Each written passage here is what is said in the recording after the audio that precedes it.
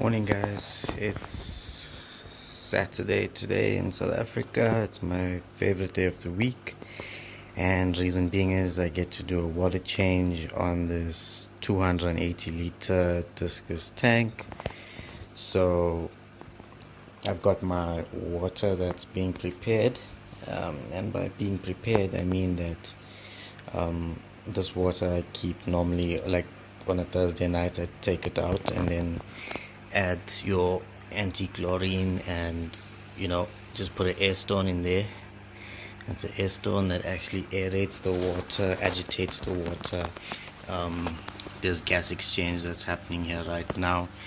All the chloramines are being evaporated into the atmosphere. I've got an extra heater here that I keep on standby. This is mainly to do my water changes, and I try to match the temperature of this water to my tank water.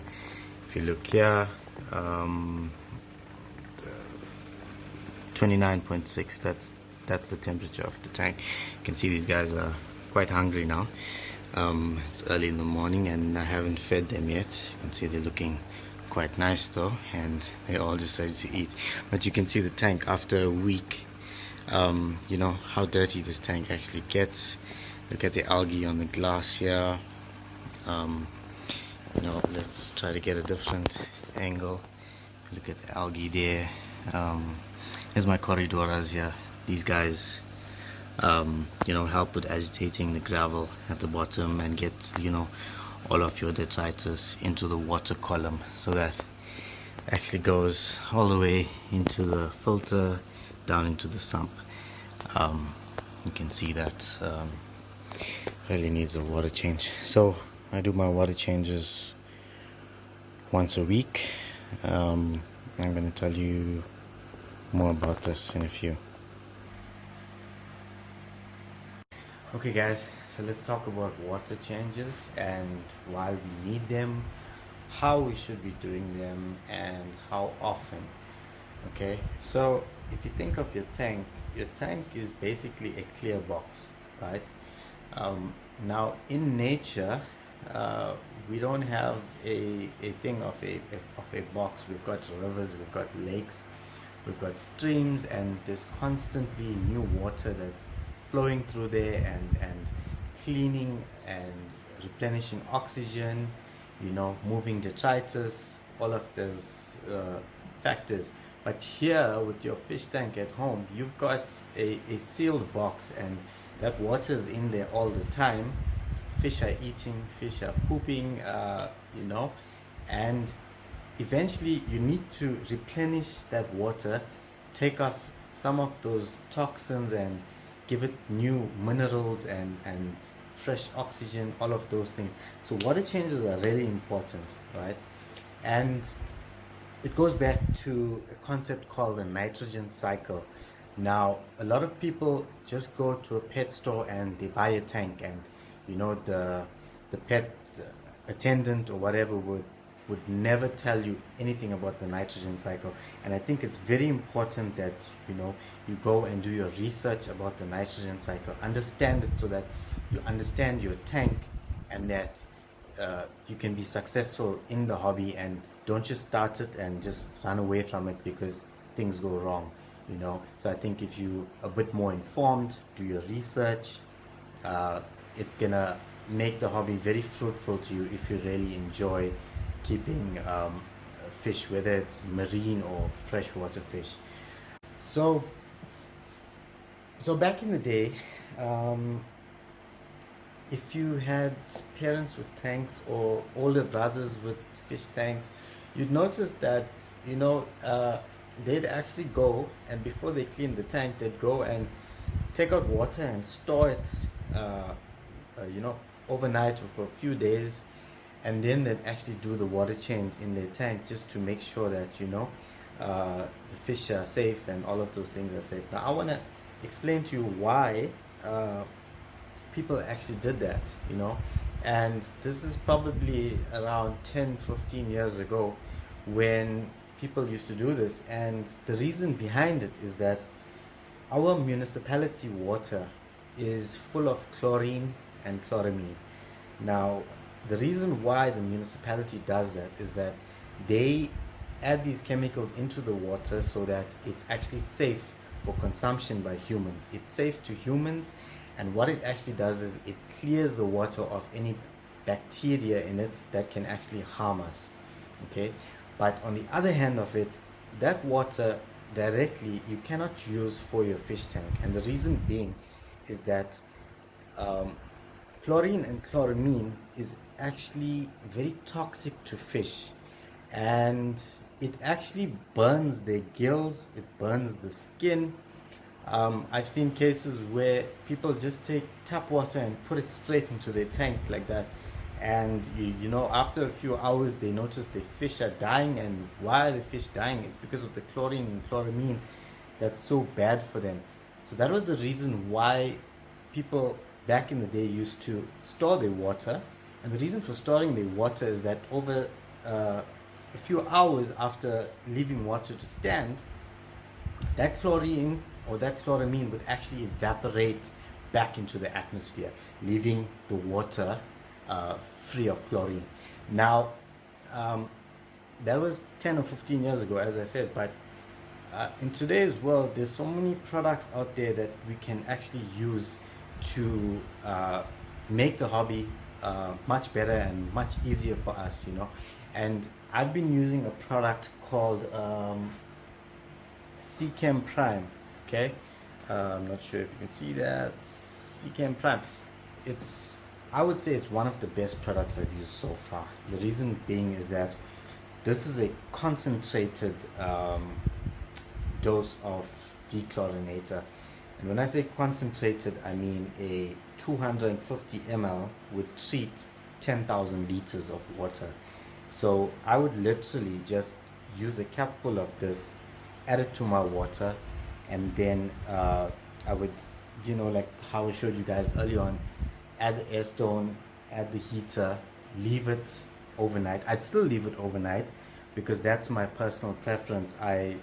You know, you can't just trust or just feel it, you know, every time that you're actually changing water that you're gonna have the same amount of chlorine in your tap water. That you cannot be guaranteed. You don't know what your municipality is actually doing. Okay, and you know, so that would be one of the first things you would need to do. Invest in a good dechlorinator when you're doing your water changes, right?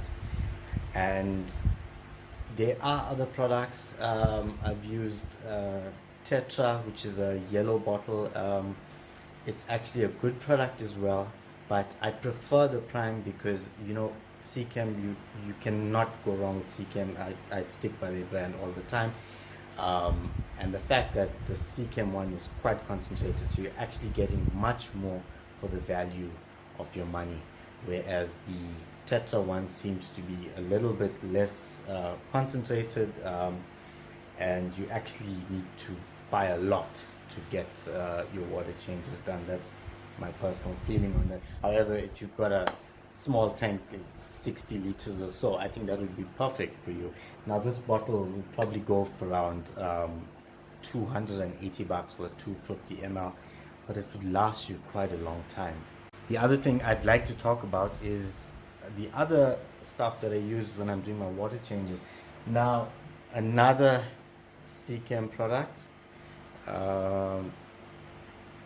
stability. Okay, and what is stability? Now, I mentioned earlier on that you'd need to learn about the nitrogen cycle and how this natural process occurs. So what happens, I'm going to give you a brief story on, or a brief explanation on how this nitrogen cycle actually works. So what happens is you feed food into your tank, right? Your fish consume that food. When that food gets consumed, fish then poop then creates waste, and that waste creates ammonia in your tank. Now ammonia is quite harmful to fish. It's extremely harmful. Most fish cannot tolerate very low amounts of ammonia in your water. That ammonia is then converted to nitrite, okay? And that nitrite, also poisonous, then gets converted into nitrate. Now, nitrate is not immediately poisonous, right? So this is a brief explanation of the nitrogen cycle. Nitrate is not immediately poisonous, but over time, if you don't do your water changes, that nitrate is going to accumulate in your water, and eventually it becomes seriously bad for your fish. So when you're doing your water changes, this product known as stability, every time you remove water from your tank, there's beneficial bacteria. Now we call it beneficial bacteria is because it actually helps the process of this nitrogen cycle. So what this bacteria does is actually converts your ammonia to nitrites to nitrates. That's the cycle. That's what it actually helps to do. But every time you do a water change, you're removing a little bit of that beneficial bacteria. And that beneficial bacteria is actually stability. That's what comes in this bottle, you know. And this is also quite concentrated. I mean, 325 ml treats 5,200 liters. So every time I do a water change, I add a cup full of this because I'm probably only changing around 80 liters. The recommended water change at time is to be around 30% change your water, depending on your filtration, depending on your tank setup, depending on what fish you have. If you've got big fish, you know, those fish are eating all the time, they're pooing all the time, they're messing your tank all the time. There's a lot of factors that can come into, you know, how often you actually do these water changes. So you've got to find out, you've got to find that sweet spot, what actually works for you, you know. And so those are the things that I've been using. Another thing which people die by, you know, is aquarium salt. You know, aquarium salt. What aquarium salt does. So aquarium salt, a lot of people say that, you know, salt, as we all know, kills.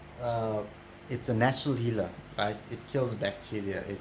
It heals wounds and all of those things. A lot of people do it when their fish are sick. I generally add aquarium salts when I'm adding medication to my tank, but on a regular basis, whenever I do my water changes, I make sure I still add a tablespoon of aquarium salt, you know, just to lower the bacteria count in the tank. I've also got a UV sterilizer in this tank.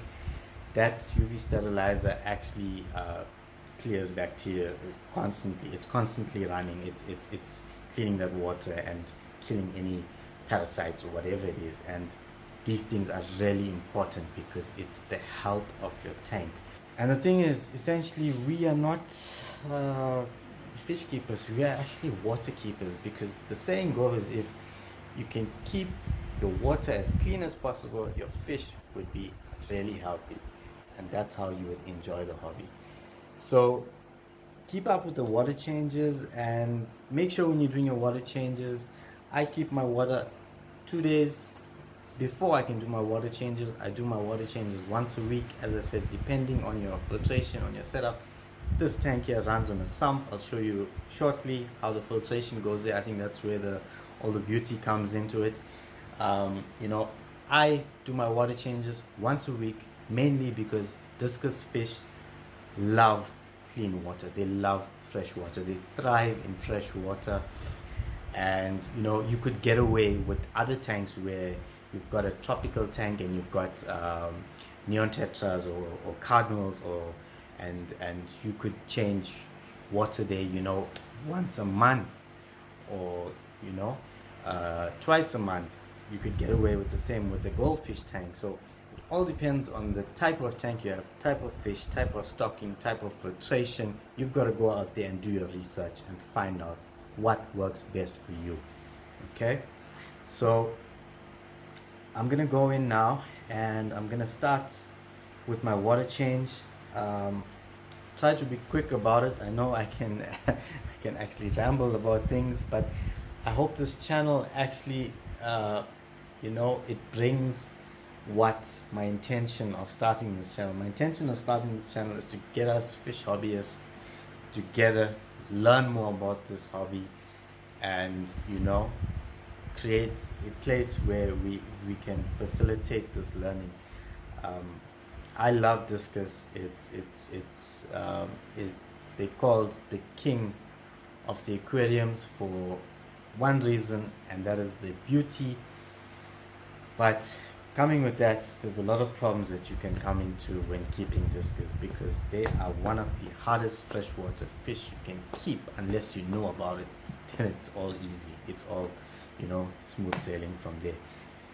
Okay, so let's start with the water change, and I'll show you how I clean my glass, how I change the water, and let's see how it goes.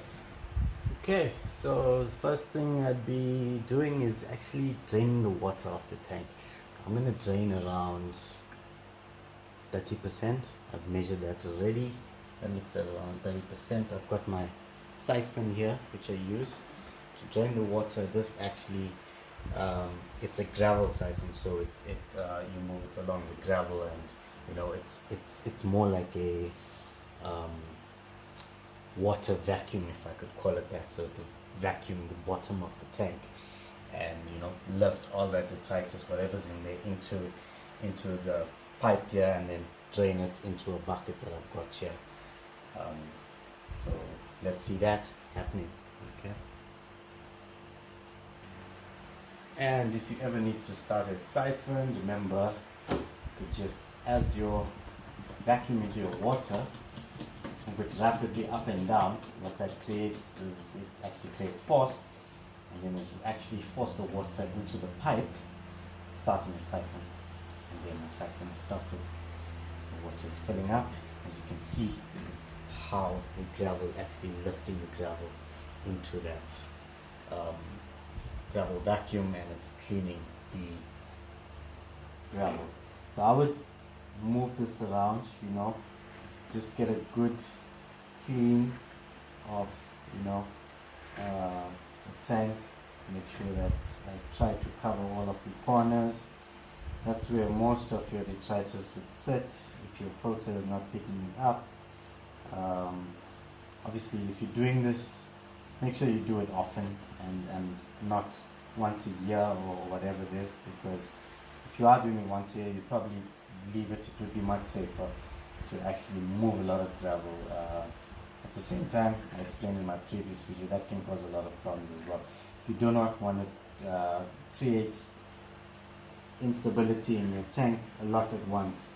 Do it little water changes at once, over a period of time. Don't do a big water change.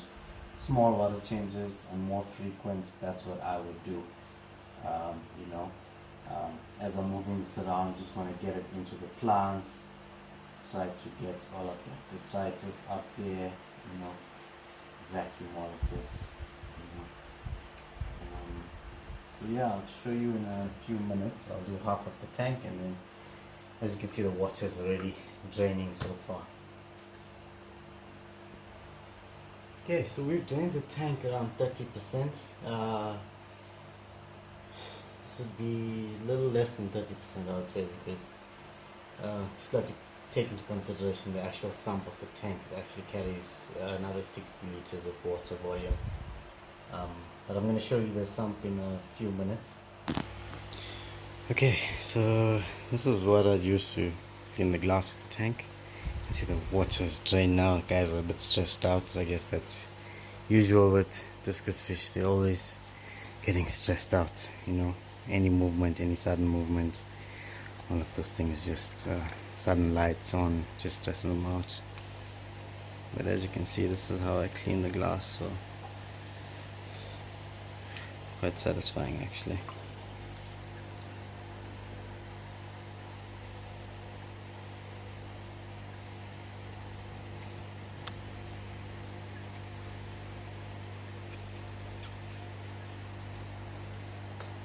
Look at the algae down here.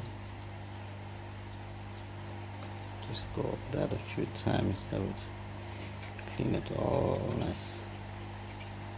get all of that out. You can see that the side of the glass is clean now. Just a little bit here.